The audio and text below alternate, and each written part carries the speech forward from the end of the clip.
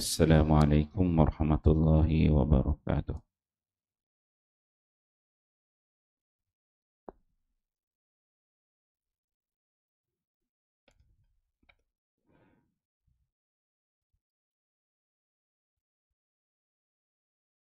Bab salat berjemaah. Hadis ke 102.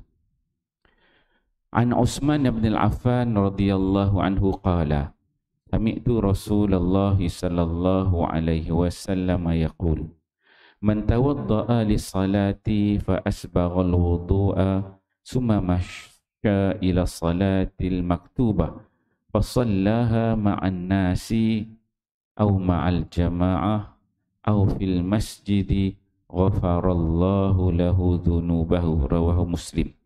Bab fadlul wudu'.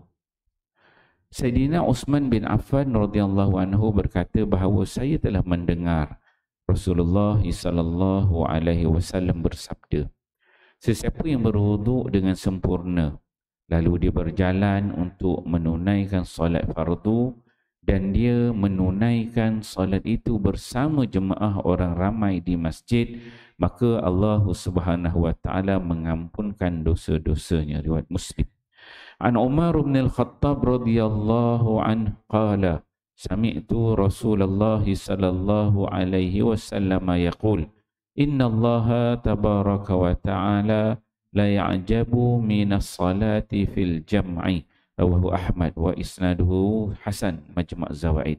Sayyidina Umar bin Al-Khattab radhiyallahu anhu berkata bahawa saya telah mendengar Rasulullah sallallahu alaihi wasallam bersabda, Allah Subhanahu wa taala kagum terhadap solat secara berjemaah.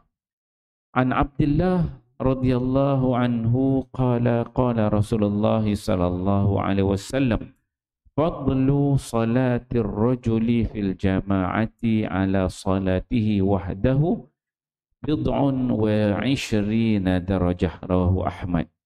Sayyidina Abdullah bin Mas'ud meriwayatkan bahawa Rasulullah sallallahu alaihi wasallam bersabda, salat seseorang bersama jemaah mengatasi salatnya bersendirian sebanyak 20 lebih darajat. Jadilah tuan-tuan dia pagi ni kita membaca 3 hadis Nabi sallallahu alaihi wasallam. Hadis di bawah tajuk salat berjemaah. Hadis 102, yang pertama diriwayatkan oleh Sayyidina Utsman bin Affan. Sayyidina Utsman, ya, kita semua tahu, sahabat Nabi, menantu Nabi, ya. Bukan satu kali menantu, 2 kali menantu. 2 kali menantu. Nabi ni ada 2 orang anak. Boleh kahwin yang pertama, kahwin dengan Sayyidina Utsman. Lepas kahwin, meninggal anak Nabi yang pertama tu. Kemudian Nabi kahwinkan seorang lagi. So 2 orang anak Nabi itu kahwin dengan Sayyidina Utsman radhiyallahu anhu. Hebat orang dia, khalifah yang ketiga. Okey, dalam hadis ini Sayyidina Utsman dia menyebutkan bahawa Nabi sallallahu alaihi wasallam bersabda, kata Nabi, man tawadda'a lis-salah, sesiapa yang berwuduk untuk pergi mengerjakan salat. Satu, dia berwuduk, maksudnya berwuduk daripada rumah lah. Yang pertama berwuduk. Yang kedua, fa'asbagha wudu'a. Yang kedua, dia wuduk tu bukan wuduk yang biasa-biasa, tetapi dia wuduk dalam keadaan yang terbaik, yang sempurna. Dia menyempurnakan semua rukun pada benda sunat tu diikut dengan baik. Itu yang kedua. Kemudian kata Nabi sallallahu alaihi wasallam, summa masya. Kemudian dia pun keluar daripada rumah, dia berjalan ila salatil maktubah, untuk pergi ke masjid untuk melakukan solat fardu. Solat fardu di masjid. Maka kata Nabi sallallahu alaihi wasallam 3 tadi, berwuduk, kemudian dia berwuduk dengan sempurna, kemudian dia berjalan kaki pergi ke masjid untuk solat maktubah, solat fardu. 3 benda ni dia buat. Maka kata Nabi sallallahu alaihi wasallam, fasallaha ma'an nas. Pertama dia sampai dekat masjid, dia nampak orang tengah semayang, dia semayang dengan orang. Yang pertama. Atau au ma'al jamaah, ataupun dia pergi itu memang dia dah dengan geng dia, satu grup dia nak solat jemaah. Dia dengan geng dia pergi solat jemaah, awil jemaah, ataupun dia bersama dengan jemaah. Au fil masjid, ataupun yang ketiga fil masjid, dia datang ke masjid, dia je semayang, memang dia seorang. Maka kata Nabi SAW, ghafarallahu lahu dhunubahu, Allah mengampunkan dosa-dosa ni. Ini kelebihan berwuduk, cantikkan wuduk kita, buat 3 kali, baca doa-doa dia kan, kemudian keluar berjalan summa masya ila solah. Dia tak naik kereta, tak naik motor lah, tak naik basikal elektrik jalan kaki, jalan pergi untuk sembahyang fardu.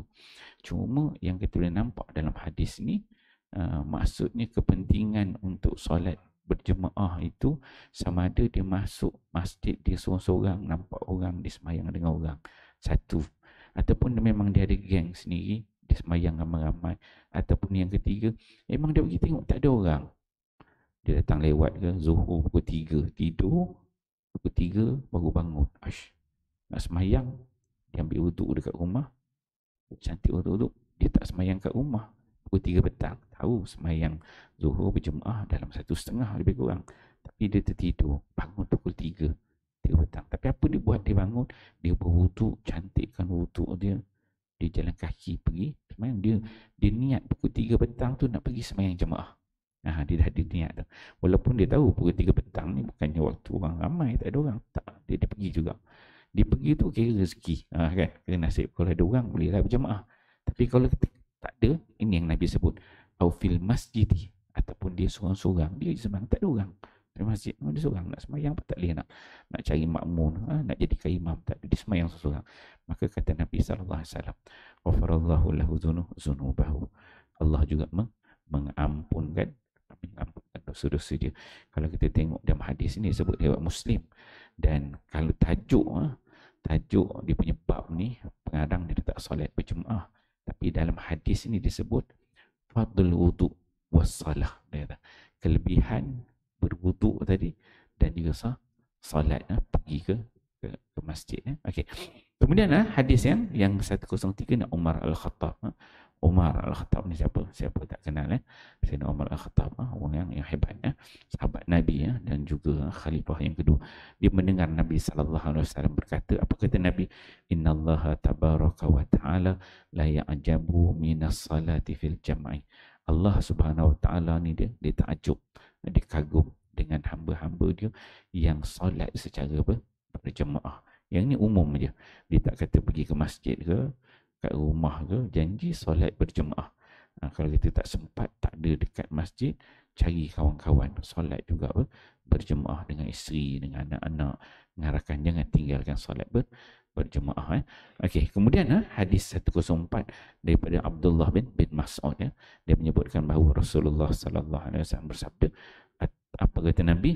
Fadlu salati rajuli fil jamaah, lebihnya seseorang yang sembahyang berjemaah ini, ala salatil wahdah, ke atas orang solat yang seorang, bid'un wa 'ishruna darajah, sebanyak 20 lebih darajat. Biasa kita dengar 27 kan, di banyak hadis tentang kelebihan solat berjemaah.